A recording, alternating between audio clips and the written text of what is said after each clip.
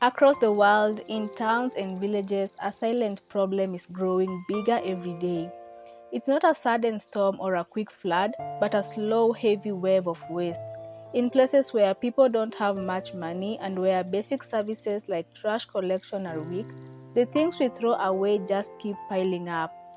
These piles turn neighborhoods into messy, forgotten places. This isn't just about garbage, it's about people's health, their right to live with respect, and the never ending struggle to make tomorrow better than today. Try to imagine what it's like every morning.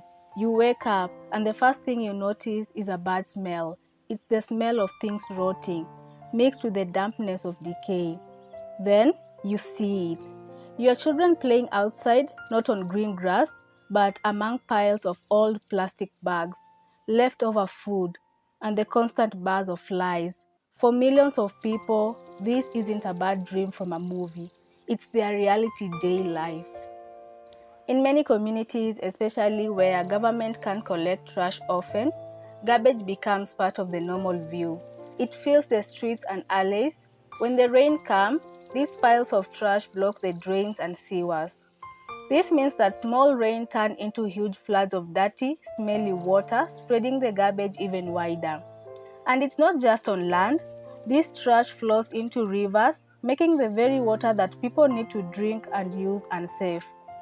It poisons the fish, makes the soil bad for farming, and hurts the animals that live there. Residents complain, the smell, it never leaves them. It's there in the morning and it's still there at night. When the sun is really hot, it gets even worse. They can't even open their windows properly to let in fresh air. It feels like they are living inside a giant bin all the time. Their children are always sick. It's coughs, fevers, rashes on their skin. When they take them to the doctor, they say it's from the environment, from where they live.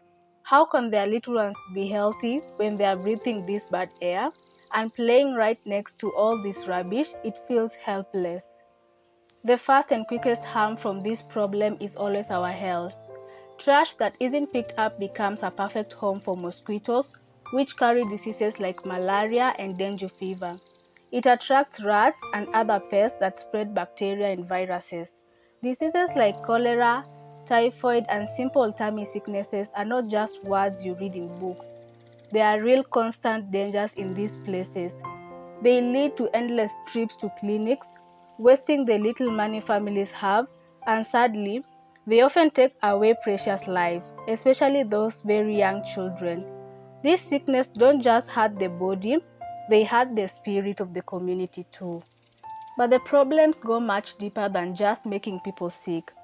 When trash isn't handled well, it traps communities in a never-ending cycle of poverty. Imagine land that was once good for farming or building homes.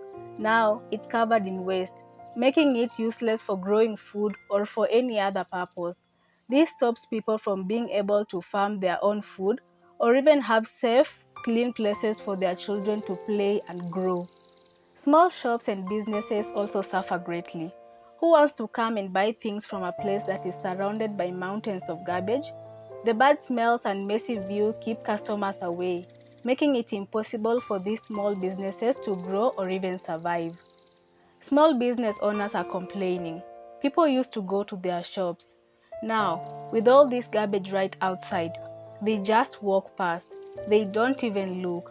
How can they earn money to feed their families if no one wants to go to their place? It's really hard. And then, there are people who are directly working with this trash, often the poorest members of the community, the informal waste pickers. These brave people spend their days sifting through huge piles of refuse, looking for plastic bottles, metal scraps, or paper that they can sell for a tiny amount of money. Their work is incredibly dangerous. They face sharp objects, toxic chemicals, and the risks of diseases every single day. All for just a few coins. It's dirty, undignified work, and it's done out of sheer desperation just to survive.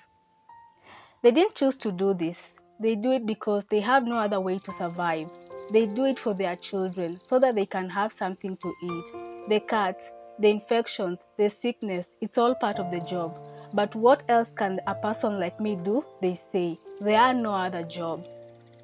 Their hard work, even though it's vital for cleaning up the streets and providing raw materials for recycling, is rarely recognized or even given support.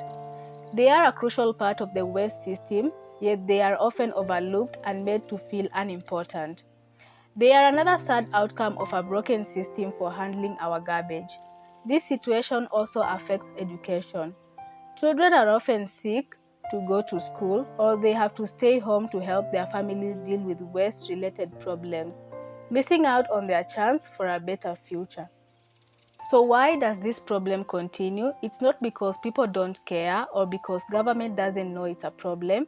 The challenges are huge and complex. Many local governments simply don't have enough money to buy trucks, hire workers, or build proper waste facilities. They might lack the land for landfills or the technology for recycling plants.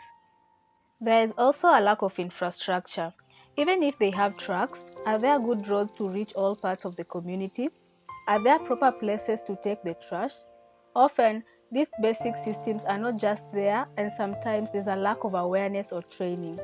People might not know the importance of sorting trash or how to properly dispose it, even if a system exists. The local government official says they try, but their budget is very small. They need more trucks, more staff, and a bigger area to put the waste. It's a huge problem, and they can only do so much with what they have.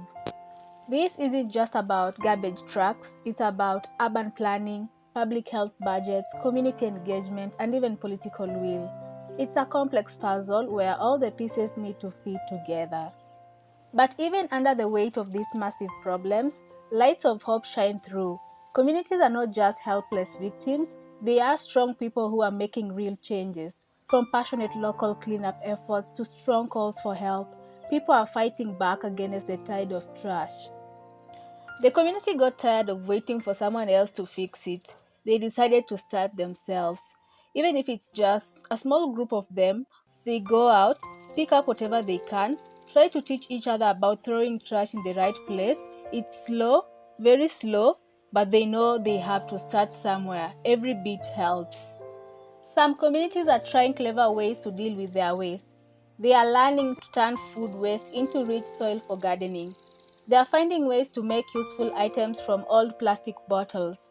They are also speaking louder, demanding that their local leaders provide proper trash collection services. These efforts, even though they often have very few resources, show amazing strength and a deep refusal to give up hope in the face of despair. Large aid groups and non-profit organizations are also stepping in, working alongside residents. They provide training, set up pilot projects, and help communities build better systems. NGOs are working closely with the people, helping them set up safe collection points, teaching them how to sort their waste, and even how to recycle certain materials. It's all about giving them the power, the tools, and the knowledge they need to make a difference for themselves. It's a long journey, no doubt, but they are seeing positive changes. Small victories every day that truly give them hope for the future. These are not quick fixes that solve everything overnight. The challenge of poor waste management is huge, deeply connected to other big issues like poverty, how governments run, and if there are proper roads and systems. It needs solutions that last, big investments of money, and a strong promise from local governments, international groups, and the communities themselves to work together. It's about moving towards a circular economy, a simple idea where we don't just throw things away, but we reuse, repair, and recycle, keeping materials in use for as long as possible. The Unseen Piles. A powerful story of human strength and courage when facing huge problems. But it's also a stark reminder that basic services like having proper ways to handle trash are not extra nice things. They are fundamental human rights. No one should have to live in the shadow of overflowing garbage, risking their health, their future, and their very dignity. Residents just want a clean place to live. They want their children to be able to grow up healthy without always getting sick from the garbage. This isn't just a problem happening over there, far away from us. The harm to our planet and our health from bad trash disposal spreads everywhere. It affects us all no matter where we live. It's time for us to truly see the unseen piles, to truly hear the voice that often go unheard, and to demand real-life action. Because a good life, a dignified life free from the blight of garbage is a right that every single person deserves. We delve into another part of our unseen crisis, sewage blockages. You flush your toilet and the water just sits there, or even worse, it slowly starts to rise, almost overflowing. When you step outside, you are hit by a truly horrible smell and you see dirty bad smelling water bubbling up from a manhole cover on the street. That unsettling feeling, that is sewage blockage. It's not a small issue, it's a big problem that affects communities everywhere, including right here in Nairobi. Let's understand what a sewage blockage is and how it happens. Let's think of the drains in our home and the big sewer pipes under our street. They are like underground roads or pathways carrying all used water from our sink, toilet, washing machine, and businesses safely to treatment plants. Their job is to keep things moving smoothly, but sometimes things get stuck in these underground pipes, causing a blockage. It's like a traffic jam, but inside the pipes. There are a few main reasons for this. One of the biggest problems comes right from our kitchens. Fats, oil, and grease, we call it fog. When you pour hot cooking oil, bacon grease, or meat juices down the sink, it seems fine because it's liquid. But as that hot liquid travels down your pipes and cools, it hardens and sticks to the inside walls. Over time, more fog builds up, layer after layer, getting thicker and thicker. Eventually, it narrows or completely blocks the pipe. It is like slowly pouring concrete into your drains. Then there are other things that simply must never go down the toilet or any drain. This includes cotton buds, dental floss, sanitary pads, tampons, baby nappies, hair, and even leftover food scraps. All these items, when they enter the sewer system, combine with fog and those tough wipes to create what experts call fat bags. These are not small clogs. Fat bags are massive solid blockages that can be as big as a small car or even a whole bus. They are incredibly difficult and very expensive to remove, often needing special equipment and a lot of work. It's truly surprising what can build up in our pipes. When these blockages occur, the first thing you notice, and it is impossible to ignore, is the terrible smell. It is a foul odor that lingers for days, but the problems go far beyond just a bad smell. This is a very unpleasant situation.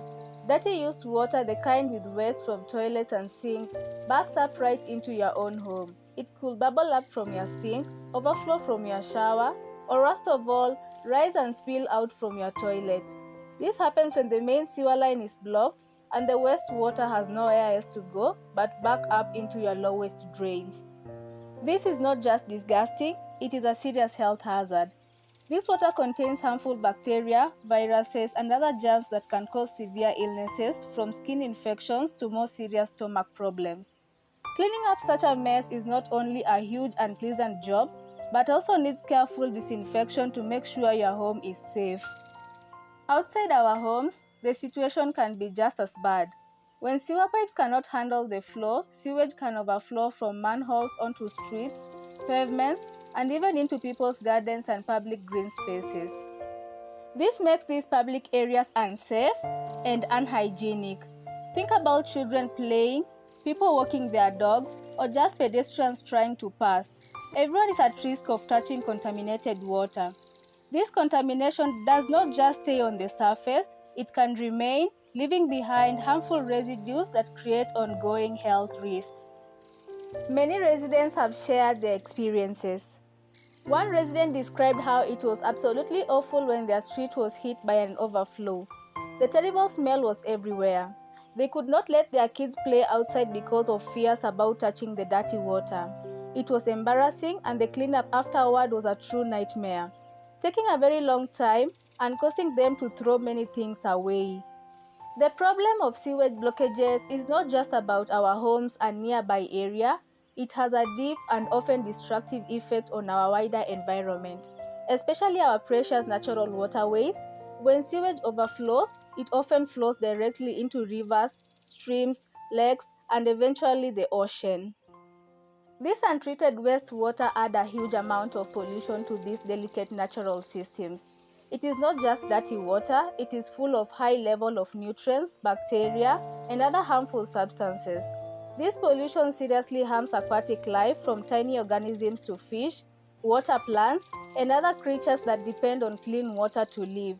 For example, the waste can cause oxygen levels in the water to drop sharply, creating dead zones where it is very hard for anything to survive. This can lead to many fish dying and can destroy important ecosystems that took centuries to develop. Beyond harmful wildlife, this environmental pollution directly affects how we enjoy nature and can hurt local businesses. Beautiful beaches and popular recreational areas, places where families swim, fish, and relax, often have to be closed because of high contamination levels. This means people cannot enjoy these natural places, which impacts our quality of life. It also directly hurts local businesses that depend on tourism and activities in these areas, from beach caves to fishing trips, leading to significant financial losses for the community. Scientists say ongoing pollution from frequent sewage overflows can cause lasting and very difficult to reverse damage. It upsets the delicate natural balance of waterways, harms biodiversity by eliminating sensitive species, and can take many years, even decades, for these natural systems to recover fully if they ever do. From an environmental view, preventing these blockages is absolutely essential. While the immediate mess and environmental damage are clear, there is another big impact of sewage blockages that often goes unnoticed: the huge financial cost and the widespread disruption they cause. Fixing these complex sewage blockages is a very big job, and it is incredibly expensive. Our local councils and water companies who manage our sewer systems have to spend huge amounts of money and time clearing these blockages. This money often comes from our taxes or utility bills. This same money could instead be used for other vital community services that we all use, like upgrading our local schools, improving healthcare facilities, or repairing our roads. Clearing a major blockage is serious work. It often involves highly trained engineers working in difficult and dangerous conditions inside the sewers, using special powerful equipment like high-pressure water jets to break through stubborn blockages. In very bad cases, where the blockage is large or deep, crews might even need to dig up parts of roads. This causes major traffic delays, diversion, and a big inconvenience for drivers and local businesses. This work is not only time-consuming, but also risky for the workers who deal with dangerous materials in small spaces. Water Authority representatives consistently describe this as a continuous challenge. They share that millions are spent every single year just dealing with blockages that are truly completely preventable. When they have to send a team to clear a massive fatbag, that is a big amount of money that cannot be invested in important upgrades to old infrastructure or directly helping customers by lowering water bills. It truly uses up a lot of their resources, both money and the valuable time of their teams. So, with all these problems, what can we do? The very good news is that most sewage blockages are completely preventable. The solution begins right here, with each of us, in our homes, and through our daily habits. It means being a little more thoughtful and making small but very effective changes. The most important rule, easy to remember, it's simple: only flush the pee and paper.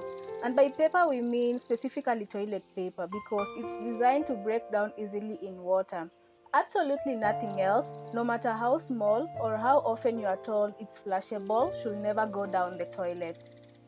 In your kitchen, be extra careful with fats, oils, and grease. Instead of pouring them down the drain, even if the water is hot, let them cool down and get solid. Once they are hard, simply scrape them into an old disposable container like an empty milk carton, a used yogurt pot, or a plastic bag. Seal it tight and then put it in your regular household waste bin. You can also get into the habit of wiping out greasy pans with a paper towel before you wash them, which greatly reduces the fog going into your drain. For all other waste items, those wipes that are not truly flushable, cotton buds, sanitary products, dental floss, hair, or any leftover food scraps, always put them in the rubbish bin.